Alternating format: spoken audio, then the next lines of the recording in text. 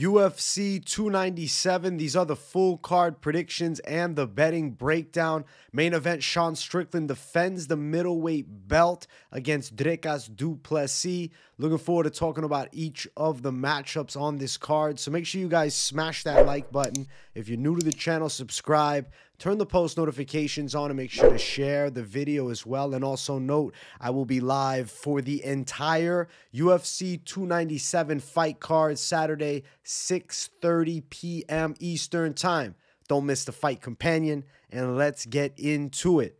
Starting the card off, we have Malcolm Gordon versus Jimmy Flick, a battle of two of the bottom barrel flyweights in the UFC.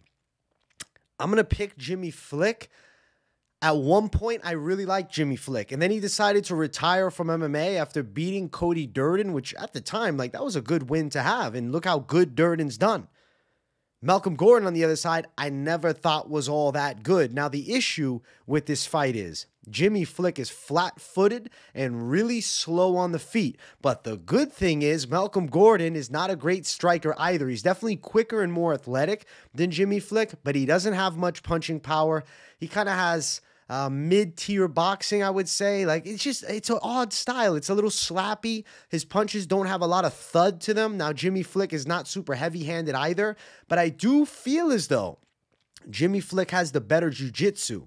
I think when we get into positional control, Jimmy Flick has an advantage. The issue is Malcolm Gordon's going to be quick. And what happens if Malcolm Gordon is touching him up on the feet and moving and Jimmy Flick can't land takedowns? Benefit is not a lot of power on Gordon's side. Jimmy Flick's been getting dropped. Last two fights, knockout losses. Granted, Alessandro Costa, who's like a Brazilian pit bull, and Charles Johnson, who's a pretty good kickboxer. Gordon coming off of a body shot knockout loss in a minute to Jake Hadley, and then Mokaev dominated him in the grappling for 3 rounds. It's a coin flip fight. In all honesty, I know Jimmy Flick's the dog, so you guys might be like, yo, so we go pile in on Jimmy Flick. Be cautious doing that. If you're going to bet Jimmy Flick, take it easy, think about it, maybe even wait till the weigh-ins, because he did retire at one point. Neither of these guys are like reliable dudes to bet on, but at one point, I've liked Jimmy Flick. I'll pick him here against Malcolm Gordon because I don't think Gordon's all that good. And I think Team USA can take out Canada at the very least to start the night off. So we'll go with Jimmy Flick for an underdog win. Plus 110 for Flick, Gordon minus 130. Flip a damn coin. Flip a damn coin. It's one of those fights. I'll coin flip it towards the side of the brick Flick. Next fight on the card, Jasudavicius versus Priscilla Cachoeira. At least this fight makes sense. Like, matchup-wise, I see a clear path. Jasudavicius should dog walk Priscilla Cachoeira. It should be dominant grappling, pressure wrestling style, wear out Cachoeira, and I do believe Jasudavicius will grab a submission. Now, Jasudavicius is not good at winning fights by sub. She's got 1 submission win as a pro. Priscilla Cachoeira has been subbed a numerous amount of times, right? You look at his recent loss for her, Miranda Maverick armbar. Look at a recent win for Jasudavicius, Miranda Maverick decision, which was a big dog there. It's kind of what put Jasudavicius on the scene. Last time out, Tracy Cortez got Jasudavicius, but Cortez is, you know, a little bit of a level above, definitely more athletic, was able to take Jasudavicius's, you know, wrestling attempts and out-wrestle her. This one here, I think Jasudavicius landing takedowns consistently, putting a wrestling pace on Priscilla Cachoeira. Good scrapper on the feet. Fun style. I like that Cachoeira throws bombs. She knocked out Lipski 2 fights ago, and Lipski just beat up Casey O'Neill, who was ranked. Doesn't matter. Styles make the fights. Jasudavicius, wrestling pressure. Canada's getting a W in this one. Should be clean. This is a pretty simple pick to me. Minus 400, Jasudavicius, plus 300 for Priscilla Cachoeira. Even though Jasudavicius is not known for her submissions, she's known for her grappling and her wrestling. I'm going to say that she wears out Cachoeira and Jasudavicius is live by sub. So I'll predict a submission finish for Jasudavicius, who's a good grinder. Next fight on the card, Yohan Lainesse versus Sam Patterson. I'm going to pick Yohan Lainesse by knockout. Patterson is jumping up in weight, okay? Last time he fought Yanala Shmooze, who's a short lightweight, more of a featherweight, and Patterson got brutally chinned. I don't think he's got great durability. Granted, he was cutting a ton of weight, and he looked like anorexic in that fight. I expect him to be a bit more filled out here at 170. I did dig into his Instagram. He doesn't look like he put on much muscle moving up to 170, so I'm just expecting less of a deadly weight cut for him. Yohan Lainesse should be the physically stronger guy. He should be able to outmuscle Patterson in grappling positions, and Yohan is going to have a clean punching power advantage. Patterson has solid kickboxing, okay? It's not bad, but he's a little bit defensively. He's very upright with the chin, and he's real tall, so he's there to be cracked. This fight here, up a weight class for Patterson, I just don't trust the chin at all. I think that Yohan's going to knock him out. So I'm going with Yohan Lainesse in Canada to get a knockout win over Sam Patterson. Odds for the fight, Lainesse minus 143, Patterson plus 123. Odds are pretty good. I think this fight goes under. Now, under 1.5, I don't like as much. That's minus 162. I like under 2.5 more to be 100% real because I could see this fight heading into the third. Lainesse is a little bit known for gassing late in fights, something to note. Look at this loss here. Mike Malott subbed him up. Split decision win over Darian Weeks. Not a great win. Gabe Green knocked him out. Did touch up Gabe Green a bit. Yohan can crack. I don't think he's top caliber, but he can crack. And, like, I'm not sold on Sam Patterson at all. Even though he won his Contender Series fight, he got cracked by Senny in that fight. He got ripped with a big shot and wobbled a little bit. And I think if Yohan rips him with a clean punch, he's going to finish him off. So give me Yohan KO. Let's keep running. Next fight on the card. We got ladies going after it. Gillian Robertson versus Polyana Viana. I'm going to predict Gillian Robertson, and I'm going to go towards the win by submission side for her. Her wrestling game is pretty solid. Her pressure game is pretty good, and her submission offense is real good. Polyana Viana has a striking advantage. She has a good stand-up game, and she's well-rounded enough. She's not a bad fighter. And there's a chance that Polyana Viana is able to stave off the submission attempts from Robertson and go the 3 rounds. And then Robertson wins a competitive decision at home in Canada. As I pop out the Zinskis. Shout out to the Zins. I'm going to say Robertson on the feet. She gets touched a little bit by Viana, but works towards backing Viana towards the cage. From there, I think Robertson can start using some grappling offense and finding positions. And I do think eventually she'll win by sub. Viana last time out has a sub loss to Lucindo. And then fight before that, the Jinyu Frey quick knockout. And then a loss by decision to Richie, who, Tabitha Richie just beat Gillian Robertson by decision too. Robertson's a good submission finisher though. All of her last 3 wins are wins by sub. I think Robertson can go out there and win a decision. I'm going to pick Gillian Robertson. I like Robertson a lot in the strawweight division, and I think this is a winnable fight for her. So we're going to go with Gillian to pull it off. Now, as far as the odds, minus 225 for Robertson with Viana at plus 190. I don't think that's crazy. I think the odds make sense. Minus 225 is fair for Robertson. It's a women's fight. It's a little wide. I'm curious what the sub line is going to look like. I'm going to say Robertson subs up Polyana Viana. Let's keep running. Next fight on the card, Serhiy versus Raymond Taveras 3. Excuse me, Raymond Taveras. I just said his name wrong. Sorry, bro. I like Taveras' punching a lot, but I think Sidey's going to snipe him again. They fought on Contender Series, and, like, I'm sitting here thinking to myself, do we really have to run this one back? I know it was an early stoppage, but the UFC and Dana White were adamant about setting up the rematch. I'll tell you why. It's because Taveras, if he's able to chin Sidey, he's a marketable guy. But I think this is a bad matchup for him. He already got dropped by him once. I think Sidey had a live chance to finish him. And I'm going to say Sidey probably finishes Taveras again. Taveras is 2 knockout losses. He has 2 losses in total, both knockouts, right? The chin is worrisome. Counter-strike, straight. Sidey is a good striker from distance. Taveras is a good pressure brawler with heavy hands. He can drop some absolute hammers, real boxing-based style, kind of like a mini Masvidal. I just worry about that durability, and I think Sidey's pretty technical, man. I got to go Sidey. I think he knocks him out for a second time. This time, more definitive KO and no more question marks around the fight. Now, as far as the odds, Sidey is -160.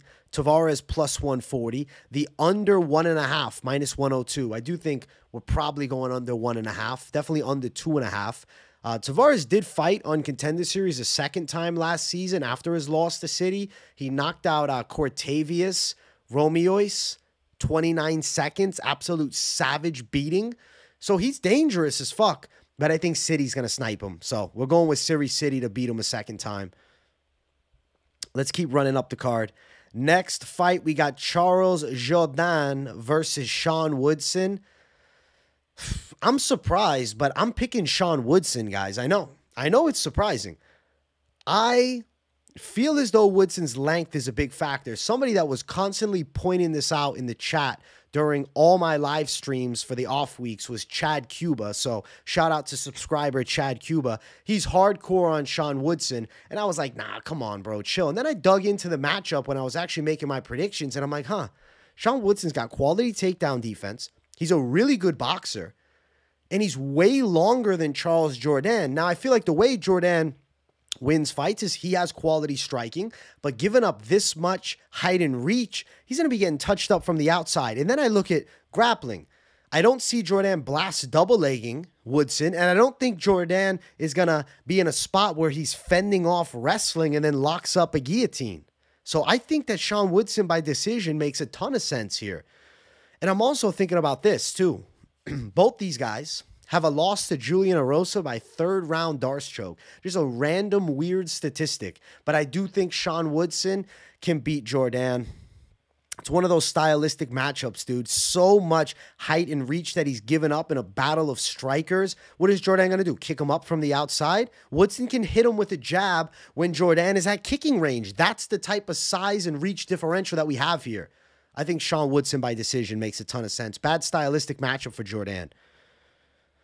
Jourdain -173 the favorite. Woodson +148. Fight going over 2.5, -250. I do predict it goes long. I'm saying we got 3 rounds of good striking work with Woodson pulling off an upset. USA over Canada in this one too, man. And Jourdain just got put in the game too, which is unfortunate. He's in UFC 5, and I'm predicting him to take a loss right off the bat. Is what it is. That's the game. Woodson for the W, underdog. Next fight, featured prelim of the night. We got Brad Katona versus Garrett Armfield. I have to pick Brad Katona because he's so damn experienced. You add in his Ultimate Fighter wins, the dude is 17-2. He's won the Ultimate Fighter twice. Like, if he can't win this UFC fight, then he's a bust of all busts because nobody's won tough twice, and he's done it, and I think he definitely should beat Armfield. Armfield's a decent prospect, and something weird about Armfield is his arm length. Even though they're 5'6", both of them, Armfield's got a 70-inch reach to Brad Katona's T-Rex arm, 64.5. Now, I think Katona is technically superior. I think Katona's going to be able to mix it up well with Armfield, time some takedowns, rip him with some low kicks, close the gap on the inside and land shots. And even though Armfield has this big reach advantage, he's not one of those distance boxers like, let's say, a Sean Woodson, who's going to be jabbing you up from the outside and really forcing Katona to, stay long. Probably more in the mid to closer ranges here. I think Armfield's pretty good. I mean, he fucked up Tazama last time out, or Kazama, I should say. Toshiomi Kazama, which was a sick W. I do think Armfield's got some power. I think he's got some good athleticism. I think he can wrestle. I'm telling you, I think he's a solid prospect. He's young at 27. But Katona has been around forever and has garnered so much experience that I really think the fight IQ that he'll have will lead him to a clean win. Decision W for Katona makes a ton of sense. -175 Katona, +150 for Armfield, over 2.5, -175 as well. I do think we're going over 2.5, and I think Katona by a decision is a pretty sensible call. He's coming off the win against Cody Gibson on the Ultimate Fighter finale, the show of which, he recently won. And Gibson, dangerous guy to fight. Katona is a guy that is used to giving up reach too, because 64.5-inch wingspan. at 135. Like, it's even short for that weight class. So it's not going to be something he's not used to, having a little bit of a reach disadvantage. And then you give him a guy that's significantly less experienced at a high level, it's Katona for a decision. He'll pick him apart. Fight IQ will come in handy.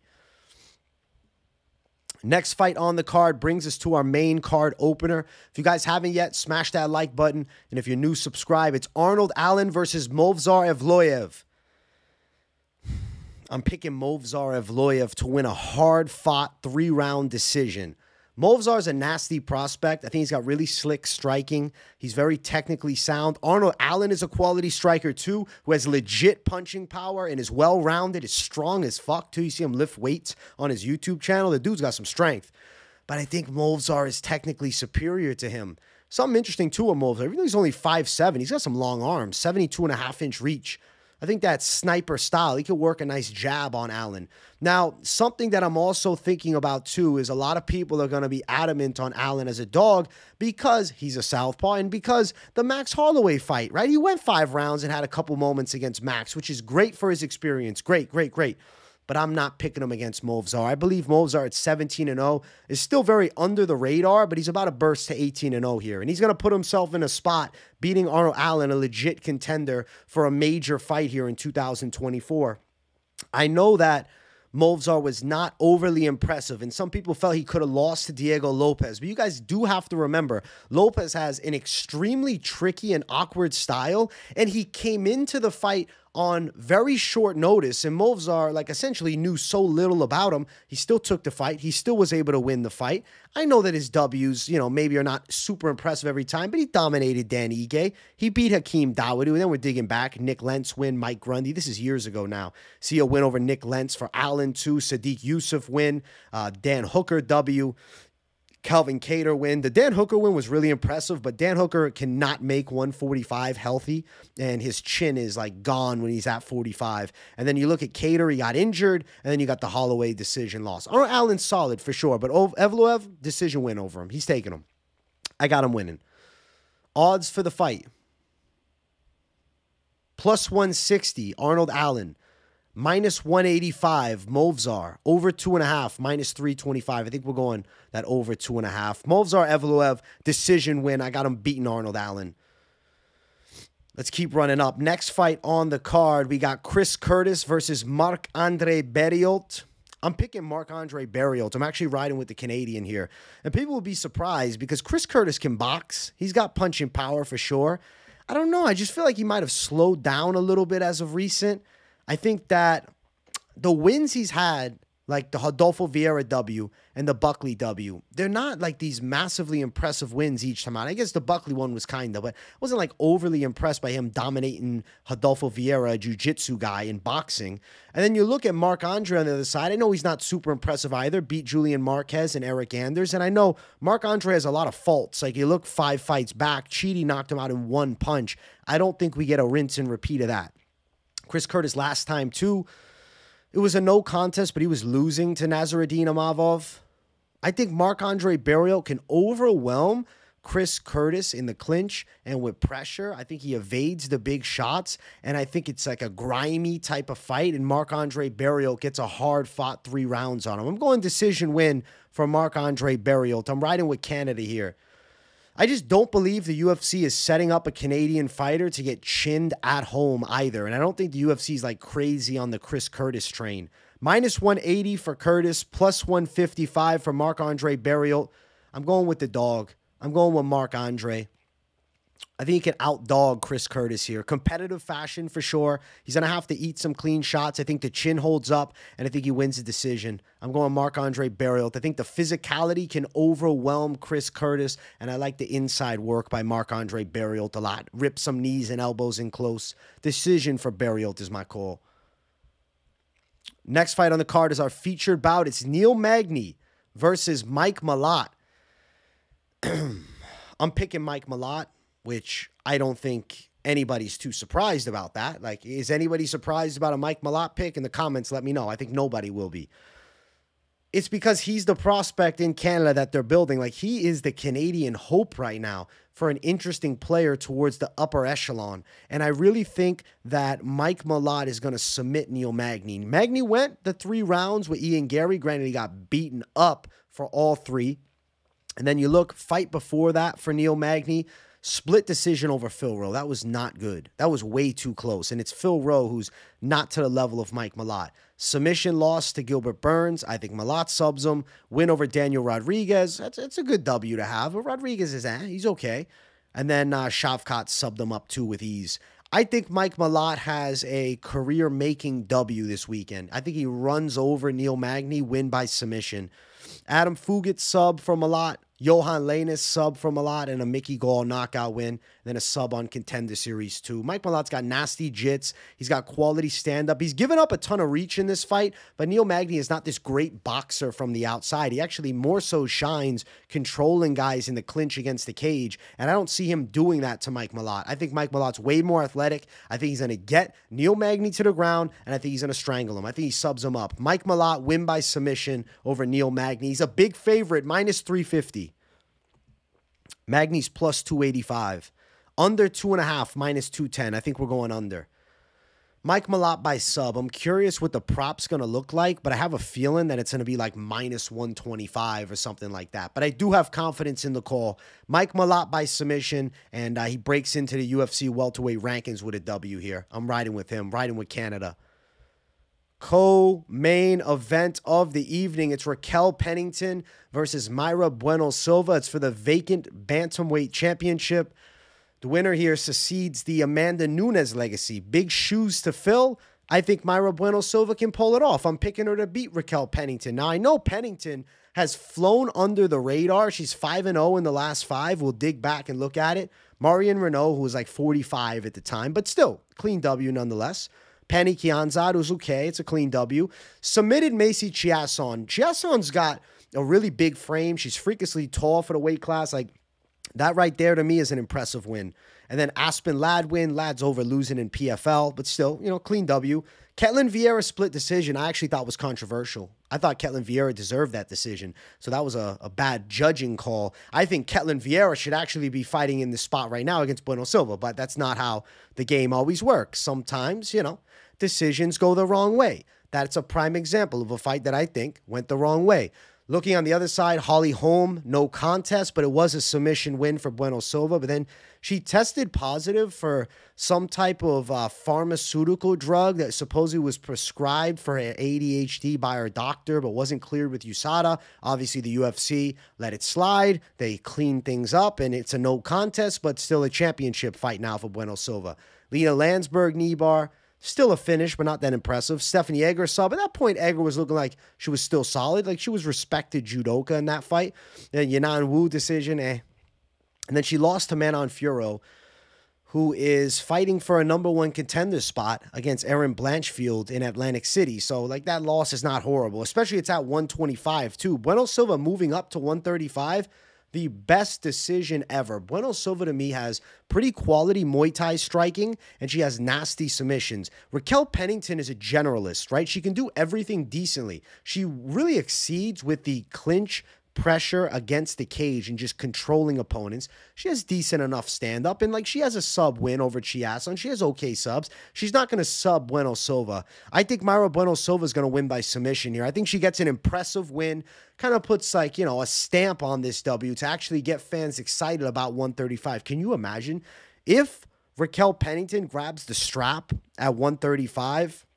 This division's in trouble. They'll be doing only fight night main events, man. It won't be major. Now, I don't think Bueno Silva by herself can really main event a pay-per-view card either. I think, unfortunately, you know, that's territory for only a few females that they're able to main event spots. I don't think the winner of this fight is in that point, at least yet. I think Bueno Silva would have to go on a tear. But if Bueno Silva goes out there, wins how I think she will, which is impressive submission, it'll have some fans excited about it. And I think a Juliana Pena fight is probably next. So we're going Bueno Silva by sub. Minus 160, Bueno Silva. Plus 140, Raquel Pennington. What is this? Under 4.5, minus 105.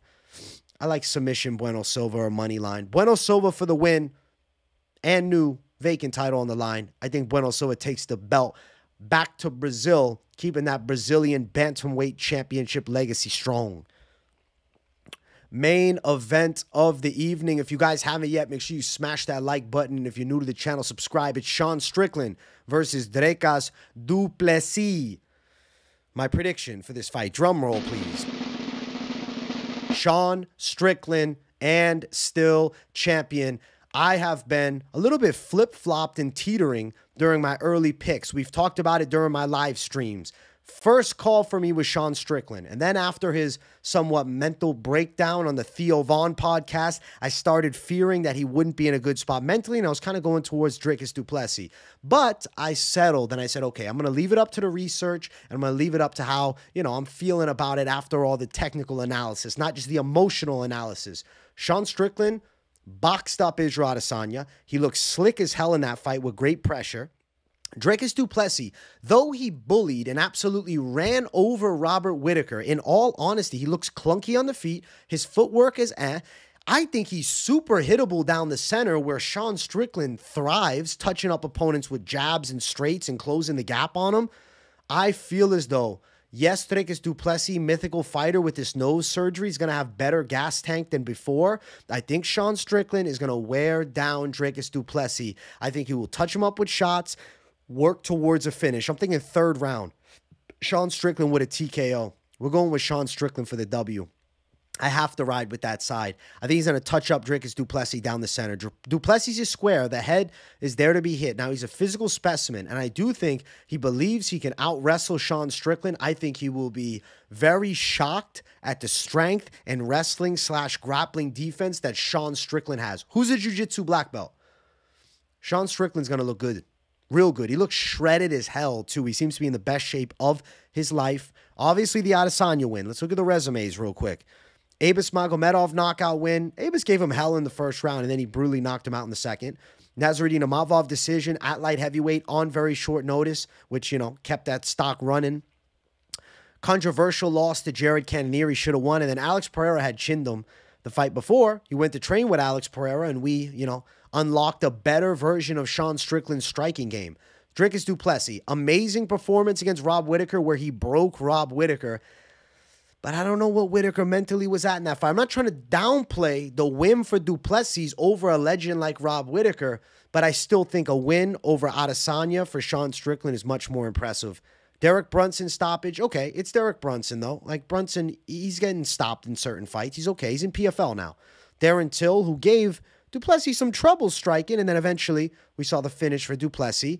Brad Taveras decision. Actually, early in the fight, Taveras was winning, and then du Plessis came on strong late.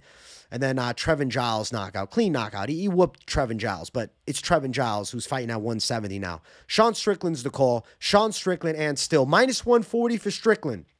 Plus 120 for Dricus du Plessis. I think we're going probably under 3.5. That's minus 115. Under 2.5, minus 150. Interesting play. I feel like we go over 1.5, which is minus 228. I think we're heading into the third round. I think third round is where Strickland gets the stoppage. Could be later. Could be earlier, though. At the end of the day, very high-tier fight. It's an exciting as hell matchup, and it's cool to see Israel Adesanya is not a part of the middleweight championship for a very long time because we've been seeing him at the top forever. Even if he's challenging for the belt against Pereira, it's still an Israel Adesanya show. I think Sean Strickland is getting that strap or keeping that strap, defending it, and setting up a rematch with Israel Adesanya at some point later this year. I don't know when, but I think that rematch is on the horizon with a win for Strickland, who I'm picking to get it done. UFC 297. I think it's a decent card. The prelims are not amazing. The main card is decent enough. It's not the greatest numbered card that we've ever seen, but it has an epic main event at the top, which is Sean Strickland versus Dricus du Plessis that I absolutely cannot wait to watch. Guys, let me know in the comments. Who do you have in the main event? Do you agree with my Sean Strickland call? Or are you on the Dricus du Plessis dark side? I want to know what my people are thinking. And definitely drop, some of your thoughts on the picks in the comments below. I want to hear you guys' thoughts on everything. If you have nothing to say in the comments, but you just enjoy the content, as always, drop a W in the chat to boost the algorithm for your boy. I hope you guys enjoyed this breakdown. I don't know if you noticed, but rocking with a new microphone here. We upped the auditory experience a little bit. I hope you guys enjoyed the show. Thank you guys for tuning in. Smash that like button. If you're new to the channel, subscribe. And make sure you turn those post notifications on. And don't just leave them on personalized. Put them on all so you don't miss a video, because I got daily content and daily live streams dropping. You want to be notified for everything. Keep your eyes locked in right here on the MMA Experts channel. Full content posting schedule in the description as well, so you guys know when you can catch your boy. I appreciate you guys tuning in. Thank you all, and I'll see everybody in the next one. Peace.